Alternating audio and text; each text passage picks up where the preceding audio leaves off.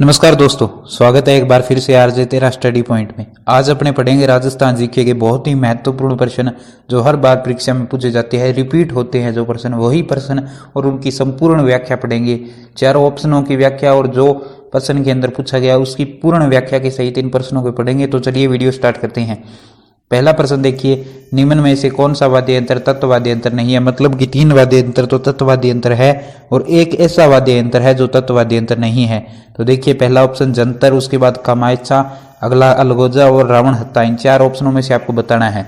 तो इस प्रश्न का उत्तर देने के लिए सबसे पहले आपको पता होना चाहिए कि वाद्य यंत्र कितने प्रकार के होते हैं। तो वाद्य यंत्र साथियों 4 प्रकार के होते हैं। कौन कौन से? तत्ववाद्य यंत्र, एक होता है सुशीर वाद्य यंत्र और एक होता है अनवद या अनवद को ही बोलते हैं ताल वाद्य यंत्र, और एक होता है साथियों घन वाद्य यंत्र। ये 4 प्रकार के वाद्य यंत्र होते हैं। अब किस वाद्य यंत्र को तत्ववाद्य यंत्र बोला जाए, किसे सुशीर बोला जाए, इसका कैसे पता लगाए? तो जिन वाद्य यंत्रों में स्वरों की उत्पत्ति तार के माध्यम से की जाए, सीधी सी भाषा में बोलें तो जिन्हें तारों की सहायता से बजाया जाए वो कौन से? तत्व। जैसे एक तारा हो गया अपना, सारंगी हो गया। दूसरा है अपना सुशीर जिन्हें मुंह की सहायता से, सीधी भाषा में बोले तो फूंक मारकर जिन्हें बजाया जाए वो कौन से होते हैं? सुशीर। जैसे बांसुरी हो गई, पुंगी हो गई, शहनाई हो गई। अनवद या ताल वाद्य यंत्र, जो वाद्य यंत्र पशुओं के चमड़े से बने होते हैं, जैसे ढोल हो गया, डेरूं हो गया, चंग हो गया, ये कौन से आएंगे? अनवद या ताल वाद्य यंत्र। घन वाद्य यंत्र, जो वाद्य यंत्र धातु से निर्मित होते हैं ना, वो कौन से होते हैं? घन वाद्य यंत्र। जैसे घंटा, जैसे अपने घड़ियाल बोलते हैं, और चिमटा, ये कौन सी में आएंगे? घन वाद्य यंत्र। और भी वाद्य यंत्र आएंगे इनमें, लेकिन अपने फिलहाल मैं आपको समझाने के लिए बता रहा हूं। तो आपको पता लग गया 4 प्रकार के वाद्य यंत्र है, तत्व, सुशीर, अनवद या ताल और घन। अब आपको बताना है इस प्रश्न का आंसर। तो देखिए, पहला वाद्य यंत्र है अपना जंतर वाद्य यंत्र। जंतर के अंदर 6 तार होते हैं। कितने तार होते हैं साथियों? 6 तार। तार वाला मैंने आपको बताया तत्व में आएगा, मतलब ये इस प्रश्न का आंसर नहीं हो सकता। दूसरा है अपना कामायचा वाद्य यंत्र के अंदर 27 तार होती हैं। कितने तार? 27 तार। तार वाला तत्व है तो ये भी नहीं होगा। चौथा ऑप्शन अपना है रावण हत्ता। रावण हत्ता जो है अधकटे नारियल के समान। किसके समान?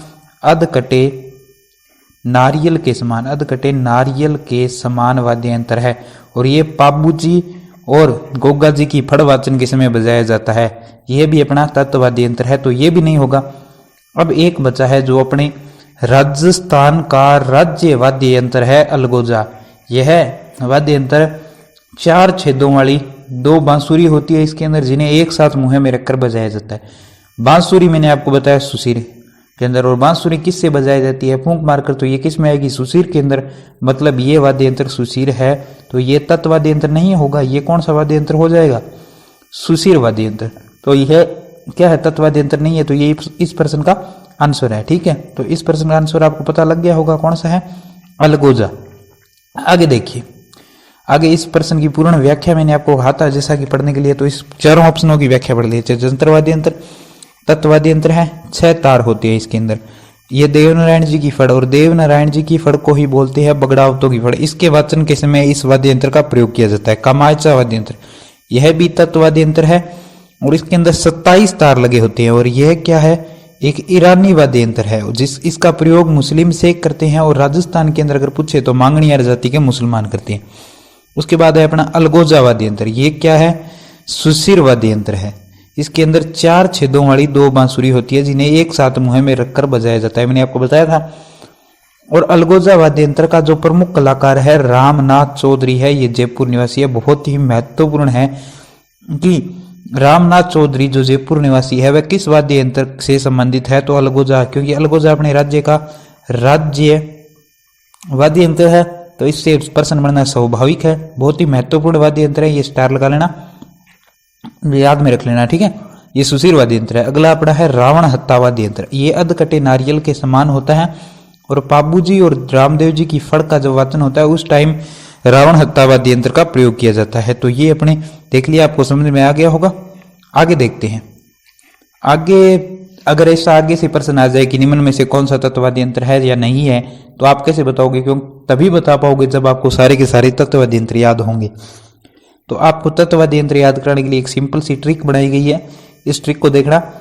पागल भूखे ने दूर से चिकारा के ताज का इशारा किया। चिकारा, वैसे ये तो चिकारा लिखा है, वैसे एक चिंकारा होता है। चिंकारा जो अपने राज्य का वन्य जीव श्रेणी का राज्य पशु है वो कौन सा है? चिंकारा। तो एक पागल है और वो भूखा भी है, यानी भूखा है और पागल है। तो पागल क्या कर सकता है? कुछ भी कर सकता है, कुछ भी बोल सकता है। पागल है तो उसने क्या बोला? दूर खड़ा है वो चिंकारा से, चिंकारा से दूर खड़ा है और वो बोल रहा है कि वो देखो चिंकारा के सिर के ऊपर ताज है। इस पागल ने ऐसा इशारा किया कि चिंकारा के सिर पर ताज, यानी पागल भूखे ने दूर से, दूर खड़ा है, पागल भूखे ने दूर से चिंकारा के ताज का इशारा किया। ये थी अपनी ट्रिक। तो पा से क्या बन गया? पावरी बन गया, और गह से बन गया अपना गुजरी, बह से बपंग, और बपंग के साथ में याद रखना अपंग, बपंग को ही अपंग बोला जाता है, ठीक है। ख से अपना बन गया खम्मच वाद्यंत्र, द से दुकाको वाद्यंत्र, और र से रबाज या फिर रबा वाद्यंत्र, स से सुरिंदा वाद्यंत्र। चिकारा, चिकारा एक वाद्यंत्र है, तत्वाद्यंत्र, इसीलिए ये पूरा पूरा साथ में याद रख लेना, ठीक है। क से बन गया केनरा वाद्यंत्र, ता से तंदूरा, जय से जंतर, ई से इकतारा, और सा से सारंगी, रावण हत्ता, रा से का से कमाचा। यानी ये 15 वाद्यंत्र महत्वपूर्ण है, बाकी और भी है तत्वाद्यंत्र, लेकिन परीक्षा में सिर्फ और सिर्फ इन्हीं में से क्वेश्चन आता है। ये बहुत ज्यादा महत्वपूर्ण है, याद रख लेना। पागल भूखे ने दूर से चिंकारा के ताज का इशारा किया, ये ट्रिक याद रख लेना। सारे के सारे तत्वाद्यंत्र इसके अंदर याद हो जाएंगे। आगे देखते हैं अगला क्वेश्चन। क्वेश्चन नंबर 2, निम्न में से किस महल को राजस्थान का ताजमहल के नाम से जाना जाता है? तो देखिए, पहला ऑप्शन जग मंदिर महल, दूसरा काका जी की दरगाह, तीसरा अबली मीणी का महल, और चौथा जसवंतड़ा महल। आप कमेंट करके बताइए। मैं आपको बता देता हूं कि जग मंदिर महल, जग मंदिर महल कहाँ है? तो जग मंदिर महल उदयपुर के अंदर है, उदयपुर में है, ठीक है। काका जी की दरगाह, काका जी की दरगाह कहाँ है? प्रतापगढ़ के अंदर, ठीक है। और अबली मीणी का महल कहाँ है? तो अबली मीणी का महल कोटा के अंदर है। जसवंतड़ा महल कहाँ है? यह है अपना जोधपुर के अंदर, ठीक है। अब आपको मैं बता देता हूं कि उदयपुर के अंदर जो जग मंदिर महल है इसे बोला जाता है मेवाड़ का ताजमहल, ठीक है। प्रतापगढ़, प्रतापगढ़ का प्राचीन नाम कांठल, तो इसे क्या बोला जाएगा? कांठल का ताजमहल, ठीक है। अबली मीणी का महल कोटा के अंदर है, इसे बोला जाता है राजस्थान का सेकंड ताजमहल, यानी ये तो हो ही नहीं सकता क्योंकि ये तो दूसरा है। और जसवंतड़ा महल बोला जाता है मारवाड़ का ताजमहल। अब चारों ऑप्शनों में से आपको बताना है कि तीसरा ऑप्शन ये तो कट ही हो गया, क्योंकि इसे तो राजस्थान का दूसरा ताजमहल बोला जाता है। तो इन तीनों में से किसे राजस्थान का ताजमहल बोला जाएगा? तो जसवंतड़ा जो महल है जिसे मारवाड़ का ताजमहल बोला जाता है, इसे ही राजस्थान का ताजमहल भी बोला जाता है, जोधपुर के अंदर स्थित है। तो देखिए आगे देखते हैं, इस प्रश्न का सही आंसर क्या हो गया? इस प्रश्न का सही आंसर हो गया जसवंतड़ा महल जोधपुर, ठीक है। याद में रख लेना, बहुत ही महत्वपूर्ण प्रश्न है, ठीक है। राजस्थान का ताजमहल जसवंतड़ा महल जोधपुर। अगला क्वेश्चन देख, आगे इन चारों ऑप्शनों की व्याख्या देख लेते हैं। मैंने आपको बता दिया जैसा कि जसवंतड़ा ये जग मंदिर महल उदयपुर के अंदर, मेवाड़ का ताजमहल, काका जी की दरगाह, प्रतापगढ़ कांठल का ताजमहल, अबली मीणी का महल कोटा राजस्थान का दूसरा ताजमहल, और जसवंतड़ा महल जोधपुर के अंदर है राजस्थान का ताजमहल, और मारवाड़ का ताजमहल भी बोला जाता है इसे, ठीक है। आगे अपने जसवंतड़ा महल जोधपुर के बारे में पढ़ लेते हैं, बहुत ही महत्वपूर्ण है ये, और अपने प्रश्न के अंदर भी इसका जिक्र हुआ है, ये सही आंसर था, जिस कारण इसके बारे में अपने पढ़ लेते हैं। तो सबसे पहले इसका निर्माण देखते हैं। निर्माण किसने करवाया? महाराजा सरदार सिंह ने। सरदार सिंह ने इसका निर्माण अपने पिता जसवंत सिंह सेकंड की याद में करवाया, ठीक है। सरदार सिंह के पिता का नाम क्या था? जसवंत सिंह सेकंड। और सरदार सिंह ने अपने पिता जसवंत सिंह सेकंड की याद में किस महल का निर्माण करवाया? तो जसवंतड़ा महल जोधपुर का। यह सफेद संगमरमर से निर्मित है। और वैसे अपना जो आगरा के अंदर, उत्तर प्रदेश आगरा में जो ताजमहल बना हुआ है वो भी किससे निर्मित है? सफेद संगमरमर से। शाहजहां ने निर्माण करवाया था मुमताज की याद में। ये अपने पिता जसवंत सिंह की याद में निर्माण करवाया सरदार सिंह ने, ठीक है। इसे राजस्थान का ताजमहल और मारवाड़ का ताजमहल बोला जाता है, मैंने आपको बता दिया। ज्यादा कोई कठिन नहीं है, बहुत ही आसान है, याद कर लेना, ठीक है। अगला देखते हैं, अगला प्रश्न 3 नंबर प्रश्न। तो 3 नंबर प्रश्न है अपना, राजस्थान में बगरू प्रिंट कहाँ का प्रसिद्ध है? Option number A Bhilwara, B Jaipur, C Chittorgarh, D Barmer. आप कमेंट करके आंसर बताएं। सबसे पहले देखें कि भीलवाड़ा, भीलवाड़ा के अंदर कौन सा प्रिंट प्रसिद्ध है? मैं यहाँ पे सारी हस्तकलाओं की बात नहीं कर रहा हूँ, सिर्फ और सिर्फ प्रिंट कला यानी हाथ से रंगाई छपाई की कला है उसकी बात कर रहा हूँ। भीलवाड़ा के अंदर कौन सा प्रिंट प्रसिद्ध है? तो भीलवाड़ा के अंदर भोडल प्रिंट, भोडल प्रिंट प्रसिद्ध है। कौन सा प्रिंट प्रसिद्ध है? भोडल प्रिंट। जयपुर के अंदर एक तो है बगरू प्रिंट, अपना बगरू प्रिंट, और बगरू प्रिंट के साथ में सांगानेरी प्रिंट। ये दो प्रिंट कहाँ के प्रसिद्ध है? जयपुर का। तो इस प्रश्न का सही आंसर आपको मिल गया जयपुर में कौन सा प्रिंट? बगरू, और बगरू के साथ में एक और याद रख लेना, सांगानेरी प्रिंट। अब चित्तौड़गढ़ के अंदर एक स्थान पड़ता है आकोला। कौन सा स्थान है? आकोला। और आकोला के अंदर कौन सा प्रिंट प्रसिद्ध है? तो यहाँ पे है आजम जाजम प्रिंट। कौन सा? आजम जाजम प्रिंट कहाँ का प्रसिद्ध है? तो आकोला, और आकोला कहाँ है? चित्तौड़गढ़। अब बाड़मेर, 4 नंबर ऑप्शन बाड़मेर। बाड़मेर के अंदर एक स्थान पड़ता है बालोतरा। कौन सा स्थान है? बालोतरा। और बालोतरा में 3 प्रिंट प्रसिद्ध है। कौन कौन से? दाबू प्रिंट, अजरक प्रिंट, दाबू अजरक, और एक और है मलीर प्रिंट। कौन सा? मलीर प्रिंट। दाबू, अजरक और मलीर। थोड़ा सा दोबारा देख लेते हैं। दाबू, अजरक एंड मलीर। दाबू, अजरक और मलीर प्रिंट कहाँ के प्रसिद्ध है? तो बाड़मेर के अंदर भी कहाँ के पूछे? तो बालोतरा के कौन कौन से प्रिंट है? दाबू, अजरक और मलीर प्रिंट कहाँ के प्रसिद्ध है? बाड़मेर। और जयपुर के अंदर मैंने आपको 2 बताए थे, एक तो बगरू और एक सांगानेरी। ठीक है, तो इस प्रश्न का सही आंसर कौन सा हो गया? इस प्रश्न का सही आंसर हो गया जयपुर। बगरू प्रिंट कहाँ का प्रसिद्ध? जयपुर का। ठीक है, नेक्स्ट प्रश्न देखते हैं। इस 4 ऑप्शनों के बारे में आपको विस्तार से समझा देता हूँ थोड़ा। देखिए, पहला है अपने भीलवाड़ा के अंदर मैंने आपको बताया भोडल प्रिंट। जयपुर के अंदर बगरू, और बगरू के साथ में सांगानेरी प्रिंट। आकोला चित्तौड़गढ़ के अंदर पड़ता है, और यहाँ का मैंने आपको बताया आजम जाजम प्रिंट। बालोतरा बाड़मेर के अंदर है। यहाँ पे दाबू प्रिंट, अजरक प्रिंट और मलीर प्रिंट, 3 प्रिंट प्रसिद्ध है। अब बगरू प्रिंट जयपुर के अंदर बहुत ही महत्वपूर्ण प्रिंट है। यहाँ से प्रश्न आते हैं परीक्षा के अंदर, इसके बारे में देखिए। इससे संबंधित आपको बहुत ही महत्वपूर्ण एक बात है, वो याद रखनी है कि बगरू प्रिंट का प्रमुख कलाकार कौन है? तो राम किशोर छिंपा है। और राम किशोर छिंपा को 2009 में पद्मश्री पुरस्कार से सम्मानित किया गया।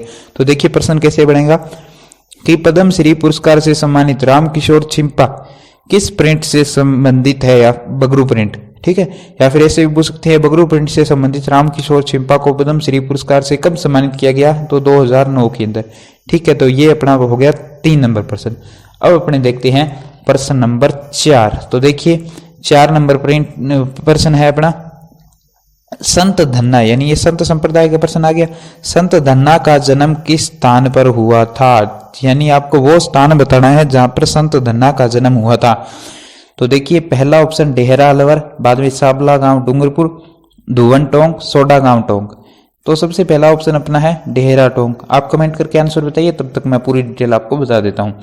डेहरा अलवर के अंदर तो संत चरणदास जी, सॉरी यहाँ पे थोड़ा सा गलत हो गया, सही कर देते हैं इसको।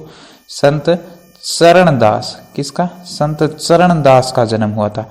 अगर साबला गांव डूंगरपुर की बात करें तो यहाँ पे तो हुआ था संत मावजी का जन्म, और संत मावजी ने आपको पता है निष्कलंकी संप्रदाय की स्थापना की थी। धुवन टोंक के अंदर अपने हुआ था संत धन्ना का जन्म। ठीक है, संत धन्ना का जन्म कहाँ हुआ? तो धुवन टोंक में हुआ। सोडा गांव ये भी कहाँ है? ये भी टोंक के अंदर है। यहाँ पे हुआ था अपने राम स्नेही संप्रदाय के जो संस्थापक है, कौन है? संत रामचरण जी का जन्म सोडा गांव टोंक। संत चरणदास जी का जन्म हुआ था डेहरा अलवर। तो इस प्रश्न का सही आंसर आपको पता लग गया, धुवन टोंक है। धुवन टोंक के अंदर संत धन्ना का जन्म हुआ था। ठीक है, आगे 4 ऑप्शनों के बारे में डिटेल से पढ़ लेते हैं। लगभग तो आपने पढ़ लिया, थोड़ी बहुत और बातें हैं वो पढ़ लेते हैं। डेहरा अलवर के अंदर मैंने आपको बताया संत चरणदास जी का जन्म। साबला गांव डूंगरपुर में संत मावजी का जन्म, इन्होंने निष्कलंकी संप्रदाय की स्थापना की। धुवन टोंक में संत धन्ना का जन्म। नेक्स्ट पेज पे अपने फुल डिटेल में पढ़ेंगे। ठीक है, सोडा गांव टोंक के अंदर संत रामचरण जी का जन्म। राम स्नेही संप्रदाय की स्थापना की थी संत रामचरण जी ने।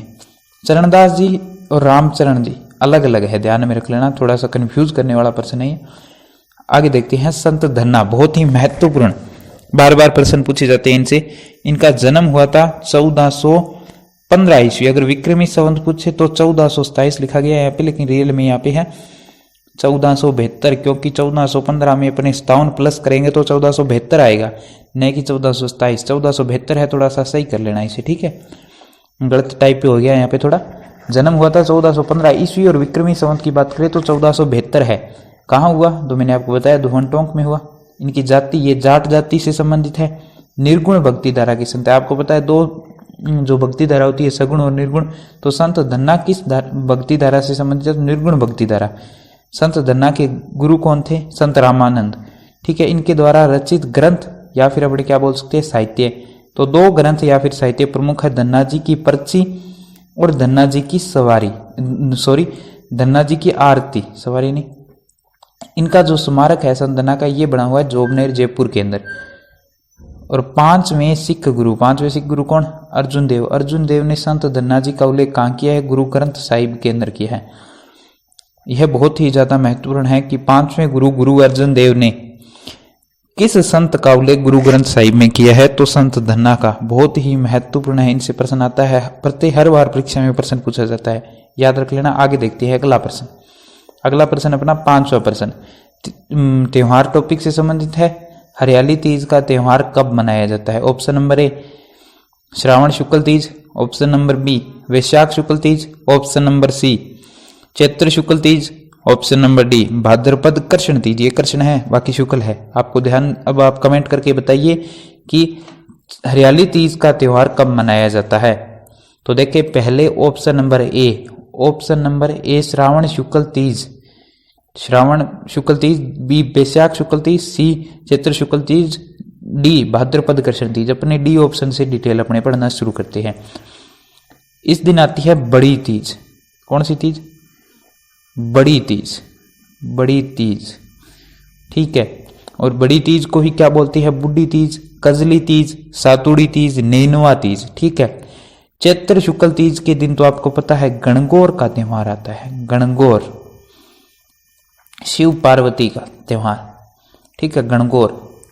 वैशाख शुक्ल तीज के दिन कौन सा त्योहार आता है? इस दिन सर्वाधिक बाल विवाह होते हैं, आखा तीज का त्योहार आता है। और अपना ऑप्शन बचा ए श्रावण शुक्ल तीज। तो श्रावण शुक्ल तीज के दिन कौन सा त्योहार? छोटी तीज। और छोटी तीज को ही क्या बोला जाता है? हरियाली तीज बोला जाता है, ठीक है। ये हो गया अपना। तो इस प्रश्न का सही आंसर क्या हो गया? आपको पता लग गया होगा। तो इस प्रश्न का सही आंसर हो गया श्रावण शुक्ल तीज के दिन हरियाली तीज का त्योहार मनाया जाता है। आगे देखिए अपने 4 ऑप्शनों के बारे में डिटेल से पढ़ लेते हैं, ठीक है। पहला देखें अपने श्रावण शुक्ल तीज के दिन हरियाली तीज, छोटी तीज या फिर इसे ही बोलते हैं श्रावणी तीज, और इसे ही बोलते हैं झूला तीज, क्योंकि श्रावण माह में झूला जाता है। तो श्रावण शुक्ल तीज के दिन हरियाली तीज, और तीज के दिन ही इसे ही बोलते हैं छोटी तीज, श्रावणी तीज, झूला तीज। वैशाख शुक्ल तीज के दिन आखा तीज का त्योहार आता है। चैत्र शुक्ल तीज के दिन गणगौर का त्योहार आता है। और भाद्रपद कृष्ण तीज, इसे तो बोला था अपने छोटी तीज, लेकिन इसे बोलेंगे अपने बड़ी तीज। बहुत ही महत्वपूर्ण, याद रख लेना, छोटी और बड़ी में अंतर है। छोटी तीज तो श्रावण शुक्ल तीज, यानी पहले कौन सा आता है? श्रावण, बाद में भाद्रपद, यानी भाद्रपद बाद में आया तो भाद्रपद बड़ा है। वैसे तो छोटा है लेकिन वैसे बड़ा है, ठीक है। भाद्रपद बाद में, बाद वाला क्या हो गया? वैसे छोटा होता है लेकिन यहाँ पे आपको याद रखना है कि बाद वाला बड़ा होता है। थोड़ा सा अलग विपरीत करके याद रख लेना। भाद्रपद की जो कृष्ण तीज है इसको बड़ी तीज को बड़ा है तो क्या बोलेंगे? बूढ़ा, यानी बुढ़ी तीज। इसे कजली तीज, बड़ा हो गया तो क्या हो गया? रंग काला हो गया, यानी कजली तीज। सातुड़ी तीज, इसे ही बोलते हैं नेनुआ तीज, यानी यह क्या है? छोटा है तो नेनुआ तीज, ठीक है। ये अपने कर ली इनके बारे में चर्चा। अब अपने पढ़ लेते हैं श्रावण शुक्ल तीज के बारे में। बहुत ही महत्वपूर्ण है ये तीज। इसे छोटी तीज, हरियाली तीज, झूला तीज, श्रावणी तीज बोलते हैं, मैंने आपको बता दिया। त्योहारों का आगमन माना जाता है। इस दिन से हिंदू धर्म में त्योहारों का आगमन माना जाता है, श्रावण शुक्ल तीज के दिन से, ठीक है। और इसी दिन श्रावण शुक्ल तीज के दिन तीज का मेला कहाँ भरता है? तो जयपुर के अंदर। बहुत ही महत्वपूर्ण। और तीज का जो त्योहार है श्रावण शुक्ल तीज का, यह जायल नागौर में तीज का त्योहार निशानेबाजी के लिए प्रसिद्ध है। निशानेबाजी के लिए यहाँ पर कहाँ पर प्रसिद्ध है तीज का त्योहार? तो जायल नागौर में। इससे संबंधित एक कहावत भी है, तीज त्योहार बावड़ी ले डूबी गणगौर, यानी बावड़ी यानी लेकर आई, ठीक है। कौन लेकर आई? तो तीज ले डूबी यानी लेकर चली गई गणगौर। आप देख लेना, जो चैत्र शुक्ल तीज यानी गणगौर से जो श्रावण शुक्ल तीज तक है। त्यौहार बहुत कम आते हैं, ज़्यादातर मेले जरूर भरते हैं लेकिन त्यौहार बहुत ही कम है हिंदू धर्म के अंदर, ठीक है। जिस कारण और तीज के बाद में, तीज से लेकर गणगौर तक बहुत ज्यादा त्यौहार रहते हैं। तो ठीक है, अगला प्रश्न देखते हैं अपने। अगला प्रश्न है अपना छठा प्रश्न, ग्रासिया जनजाति का घूमर किस नृत्य को बोला जाता है? पहला ऑप्शन मांदल, दूसरा वालर, तीसरा मौर्य और चौथा गौर नृत्य। गौर नृत्य को गोल नृत्य भी बोला जाता है। क्या बोला जाता है? गोल नृत्य। इन चार ऑप्शनों में से आपको बताना है ग्रासिया जनजाति का घूमर। अगर वैसे अपने घूमर नृत्य की बात करें तो यह है राजस्थान का राज्य नृत्य। क्या है? राजस्थान का राज्य नृत्य, और इसे राजस्थान की आत्मा बोला जाता है। राजस्थान की आत्मा बोला जाता है घूमर को। लेकिन अपने क्या बताना है? ग्रासिया जनजाति का घूमर बताना है। मैं आपको थोड़ी थोड़ी जानकारी दे दूं इसके बारे में। इसके बारे में देखो कि जो है ना अपना मांदल नृत्य, यह मांदल जो है यह विवाह के अवसर पर किया जाता है। कब किया जाता है? विवाह के अवसर पर। और कौन करती है? केवल और केवल महिलाएं। कौन? केवल महिलाओं के द्वारा यह नृत्य किया जाता है। कौन सा? मांदल। वालर नृत्य है, यह एक युगल नृत्य है। कैसा नृत्य? युगल। युगल मतलब महिला और पुरुष दोनों करते हैं। युगल नृत्य है और यह किया जाता है होली और गणगौर, होली और गणगौर के अवसर पर किया जाता है। मौर्य नृत्य, ये कौन करेंगे? केवल पुरुष करेंगे। कौन करेंगे? केवल पुरुष करेंगे। और कब करेंगे? विवाह पर, विवाह के अवसर पर किया जाएगा। गौर नृत्य है, यह भी युगल नृत्य है और कब किया जाता है? गणगौर के अवसर पर। कब? गणगौर के अवसर पर। अब आपको बताना है घूमर ग्रासिया जनजाति का। तो अब आपको बेसिक इन्फॉर्म मैंने आपको दे दी। अब आप इसका आंसर बताइए कमेंट करके। तो देखिए जो है इस प्रश्न का सही आंसर वो है वालर नृत्य। वालर नृत्य को ग्रासिया जनजाति का घूमर बोला जाता है। बहुत ही महत्वपूर्ण है, ऐसा क्वेश्चन आ सकता है एग्जाम में। बहुत ही ज़्यादा मोस्ट इंपॉर्टेंट प्रश्न है ये। आगे अपने चारों ऑप्शनों के बारे में देख लिया अपने, नॉर्मल बात थी। अब अपने पढ़ लेते हैं वालर नृत्य, और उसके बाद में अपने ग्रासिया जनजाति के जो सभी नृत्य हैं वो आपको मैं याद करवाऊँ एक ट्रिक के माध्यम से, ताकि आगे से ऐसा प्रश्न आ जाए कि ग्रासिया जनजाति का नृत्य है या नहीं है, तो आपको उसका आंसर देने में दिक्कत न हो। तो वालर नृत्य के बारे में देखिए, यह युगल नृत्य है, होली और गणगौर पर किया जाता है। ये बात मैंने आपको बता दी। यह जो वालर नृत्य है ये कहाँ का प्रसिद्ध है? तो ये सिरोही का प्रसिद्ध है, और उपनाम है ग्रासिया जनजाति का घूमर। ये भी बता दिया आपको। मंद गति में 2 अर्धवृत्त बनाकर किया जाता है, यानी इसमें नई बात क्या है? ये प्रसिद्ध कहाँ का है? सिरोही का है, और 2 अर्धवृत्त बनाकर किया जाता है। वालर नृत्य बहुत ही महत्वपूर्ण है, ठीक है। आगे देखते हैं। आगे मैं आपको सभी के सभी ग्रासिया जनजाति के नृत्य बता देता हूँ। ट्रिक है मावा की मौज गोकुल दोरा बेग में, यानी कि मावा यानी माताओं, माताओं की मौज यानी आनंद कहाँ है माताओं का? तो जब गोकुल गए थे ना, उस टाइम गोकुल के दौरे पर गए थे, तो जो बेग था ना उस बेग के अंदर मावा की मौज है, यानी मावा की मौज गोकुल दोरा बेग में। ये बड़ी ट्रिक है। माँ से बन गया मांदल नृत्य, वाह से वालर नृत्य, मो से मौर्य नृत्य, जय से ज्वारा नृत्य, घी से बन गया गौर या फिर गोल नृत्य, कू से कूद नृत्य, लय से लूर नृत्य, दो से दोहे नृत्य, रा से रायण नृत्य, बे से बेरिहाल और गै से गरवा नृत्य। ठीक है, यह 2 और ये एक, इसको अपने साइलेंट रख देना। बाकी ये ट्रिक बहुत बढ़िया ट्रिक है, आप याद कर लेना। सारे के सारे ग्रासिया जनजाति के नृत्य महत्वपूर्ण नृत्य आपको याद हो जाएंगे। आगे देखिए, आगे अपना 7वां प्रश्न है राजस्थान का राज्य गीत है। मैंने आपको राज्य नृत्य बताया, कौन सा? घूमर। राज्य गीत बताना है आपको। 4 ऑप्शन है, सुवटिया, कुरंजा, इडूणी और केसरिया बालम। इन चारों में से आप कमेंट करके बताइए, तब तक मैं इनके बारे में थोड़ी थोड़ी आपको जानकारी दे देता हूँ। देखिए, पहला है अपना सुवटिया गीत। यह क्या है? यह एक विरह गीत है, यानी पत्नी द्वारा अपने पति की याद में या फिर उसे संदेश देने के लिए बुलाने हेतु गाया जाता है। ये भी विरह है।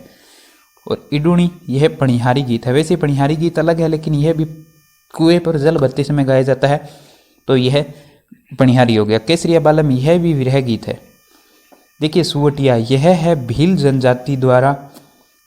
जनजाति की महिला द्वारा प्रदेश गए पति को बुलाने का संदेश देने हेतु गाया जाता है, यानी तो भीलों का हो गया, तो यह राज्य नृत्य कैसे हो जाएगा? नहीं होगा। यह कुरंजा गीत है। पत्नी द्वारा प्रदेश गए पति को कुरंजा पक्षी के माध्यम से संदेश भेजने हेतु गाया गया गीत है। यह भी नहीं है। इडूणी पणिहारी वैसे भी नहीं होगा। तो केसरिया बालम, यह राजस्थान का राज्य नृत्य है। यह भी महिला द्वारा प्रदेश गए पति को बुलाने का संदेश दिया जाता है केसरिया बालम में, यानी आओ नी पधारो हमारे देश। अब अपने चारों ऑप्शनों के बारे में बेसिक अपने पढ़ लिया, आपको दोबारा बता देता हूँ। सुवटिया गीत विरह गीत है। भील स्त्री द्वारा प्रदेश गए पति को बुलाने का संदेश भेजने हेतु गाया जाता है। कुरंजा गीत भी विरह गीत है। पत्नी द्वारा प्रदेश गए पति को कुरंजा के पक्षी के माध्यम से संदेश भेजने हेतु गाया गया गीत कौन सा है? महत्वपूर्ण है, इंपॉर्टेंट है, याद रख लेना। इडुणी गीत पनिहारी गीत है। महिलाओं द्वारा पानी भरते समय गाया जाता है। मैं फिर बोल रहा हूँ कि पनिहारी अलग गीत है, लेकिन अपने इसके पनिहारी गीतों की श्रेणी में इडुणी गीत को रखा है। केसरिया बालम विरह गीत है। पत्नी द्वारा प्रदेश गए पति को बुलाने का संदेश दिया जाता है, और ये राजस्थान का राज्य गीत है। ठीक है, आगे देखिए अगला। अब विरह गीत, इस केसरिया बालम गीत के बारे में थोड़ी सी बेसिक जो महत्वपूर्ण बातें हैं वो अपने पढ़ लेते हैं। विरह गीत है। पत्नी द्वारा प्रदेश गए पति को बुलाने का संदेश दिया जाता है। राजस्थान का राज्य गीत है। ये बातें आपको बता दी। अब देखते हैं, यह मांड गायन शैली का गीत है, क्योंकि केसरिया बालम है राजस्थान का राज्य गीत है, बहुत ही ज़्यादा महत्वपूर्ण गीत है। इससे प्रश्न पूछे जाते हैं, इसलिए इसे डीपली प्रश्न पूछे जाते हैं, तो मैंने आपको डीप बताया है। मांड गायन शैली का गीत है, और जो यह केसरिया बालम गीत है इसे अंतर्राष्ट्रीय पहचान दिलाई गई। किसके द्वारा दिलाई गई? तो अल्लाह जिलाई बाई के। अल्लाह जिलाह बाई जो है, इसे राजस्थान की मरु कोकिला बोला जाता है। ये भी बहुत महत्वपूर्ण है कि राजस्थान की मरु कोकिला किसे बोला जाता है? तो अल्लाह जिलाह बाई को बोला जाता है। आगे देखिए अगला प्रश्न नंबर 8। निम्न में से पेमल दे किस लोक देवता की पत्नी है? तो देखिए पेमल दे के बारे में अपने पढ़ते हैं।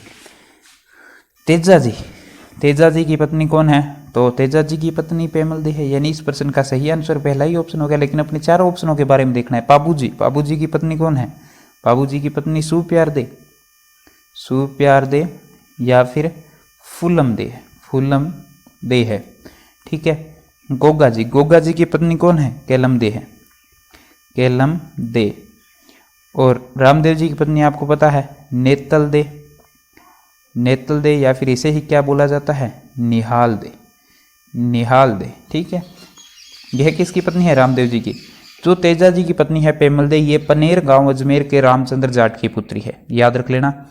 पाबू जी की पत्नी जो है सुप्यार दे या फिर फुलम दे, ये अमरकोट के राजा सूरजमल सोडा की पुत्री है। गोगा जी की पत्नी जो केलम दे, ये कोलुमंड की राजकुमारी है। नेतल दे या फिर निहाल दे, रामदेव जी की पत्नी, ये अमरकोट के राजा दल्लेसिया सोडा की पुत्री है। सुप्यार दे ये अमरकोट के राजा सूरजमल सोडा की, और ये अमरकोट के राजा दल्लेसिया सोडा की पुत्री है। आगे आपको पूरा लिखा हुआ मिल जाएगा, वहां पे मैंने सीधा बता दिया। तेजा जी की पत्नी पेमल दे, पनेर गांव अजमेर के रामचंद्र जाट की पुत्री। बाबू जी की पत्नी सुप्यार दे या फिर फुलम दे, अमरकोट के राजा सूरजमल सोडा की पुत्री। गोगा जी की पत्नी केलम दे, कोलुमंड की राजकुमारी। रामदेव जी की पत्नी नेतल या फिर निहाल दे, अमरकोट के राजा दल्लेसिया सोडा। ये याद रख लेना, ये सूरजमल सोडा है और ये दल्लेसिया सोडा है, ये दोनों अलग अलग है, दोनों है एक ही रियासत के अमरकोट। और अमरकोट वर्तमान केंद्र कहाँ पड़ता है? पाकिस्तान केंद्र पड़ता है। ठीक है, उस टाइम रियासत थी। ठीक है, आगे देखिए तेजाजी महाराज के बारे में पढ़ लेते हैं। तेजाजी का जन्म हुआ था 1073 ईस्वी, प्लस 57 कर देना, ईस्वी वो विक्रमी संवत आ जाएगा, 56 नहीं। जन्म हुआ था 1073 ईस्वी में माघ शुक्ल चतुर्दशी यानी 14 के दिन। ठीक है, खड़नाल नागौर में। पिता का नाम ताहड़जी जाट, माता का नाम राजकुंवरी। घोड़ी थी इनकी लीलण, जैसे गाना आता है लीलण सिंगारे। मेला परबतसर नागौर के अंदर लगता है। जन्म खड़नाल नागौर, मेला परबतसर नागौर। विवाह हुआ था इनका पेमल दे के साथ, पनेर गांव अजमेर के राज रामचंद्र जाट की पुत्री थी। पेमल देव तेजा जी की मृत्यु के पश्चात सती हुई थी, बहुत ही ज़्यादा महत्वपूर्ण है। वैसे सती और लोक देवताओं की पत्नी भी हुई थी, लेकिन यह जो है बहुत ज़्यादा महत्वपूर्ण है, क्योंकि इससे प्रश्न पहले भी पूछा गया है, तो आगे भी हो सकता है ऐसा प्रश्न पूछा जाए, जिस कारण मैंने ये आपको बता दिया। बाकी अपने लोक देवताओं में फुल डिटेल से इन्हें सभी लोक देवताओं को पढ़ेंगे। अगला प्रश्न देखिए, मारवाड़ के राठौड़ों की कुल देवी कौन है? पहला ऑप्शन बाण माता, दूसरा राजेश्वरी माता, तीसरा नागड़ेची माता और चौथा करणी माता। आपको बताना है चारों ऑप्शनों में से कि राठौड़ वंश की कुल देवी कौन है। तो पहला ऑप्शन बाण माता। बाण माता का मंदिर मैं आपको बता देता हूँ कहाँ है, उदयपुर में है। तो राठौड़ राजवंश की आराध्य देवी हो ही नहीं सकती, क्योंकि उदयपुर किस में आता था? मेवाड़ रियासत में। तो ये क्या हो जाएगी? मेवाड़ के सिसोदिया राजवंश की कुल देवी हो जाएगी। राजेश्वरी माता, उनका मंदिर कहाँ है? तो भरतपुर भी अपने इसके अंदर नहीं था। तो भरतपुर जो मंदिर होगा वो क्या हो जाएगी? वो हो जाएगी अपने भरतपुर के जाट राजवंश की कुल देवी, यानी राजेश्वरी माता है जो भरतपुर के जाट राजवंश की कुल देवी है। यह भी अपना ऑप्शन नहीं होगा। तो करणी माता, करणी माता का मंदिर तो आपको पता है देशनोक बीकानेर के अंदर है और बीकानेर के राठौड़ वंश और चारणों की कुलदेवी है।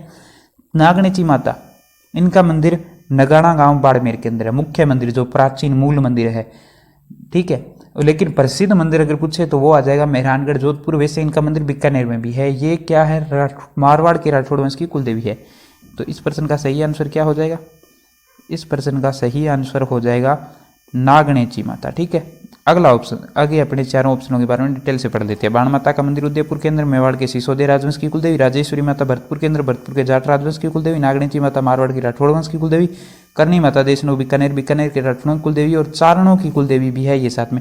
अब अपने नागणेची माता के बारे में पूरी डिटेल से पढ़ लेते हैं। देखिए, नागणेची माता मारवाड़ के राठौड़ वंश की कुलदेवी, मैंने आपको बता दिया। इनका प्रतीक चिन्ह जो है बाज या फिर चील पक्षी है, बहुत ही ज़्यादा महत्वपूर्ण है। इनके मंदिरों की बात करें तो नगाना गांव बाड़मेर में है एक मंदिर, एक है मेहरानगढ़ जोधपुर के अंदर और एक है बीकानेर के अंदर। प्रथम मंदिर जो है, सबसे प्राचीन मंदिर जो है या फिर मूल मंदिर है, वो है नगाना बाड़मेर के अंदर। मेहरानगढ़ जोधपुर का जो मंदिर है सबसे प्रसिद्ध मंदिर है और एक मंदिर बीकानेर में भी है। तो ठीक है, ये प्रश्न आपको समझ में आ गया होगा। अगला प्रश्न देखते हैं। तो देखिए, अपना अगला प्रश्न है 10वां प्रश्न।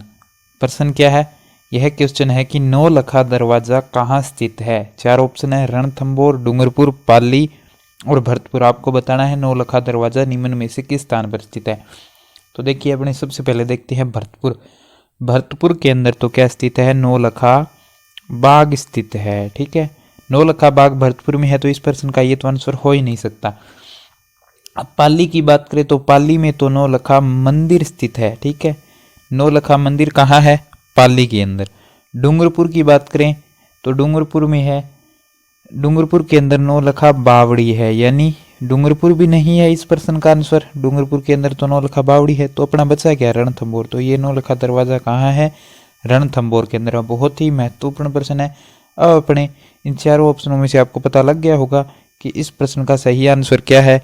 तो इस प्रश्न का सही आंसर है रणथंभौर, ठीक है। आगे देखते हैं। अपने इन चारों ऑप्शनों के ऊपर चर्चा करने की कोई ज़रूरत नहीं, क्योंकि मैंने आपको बता दिया।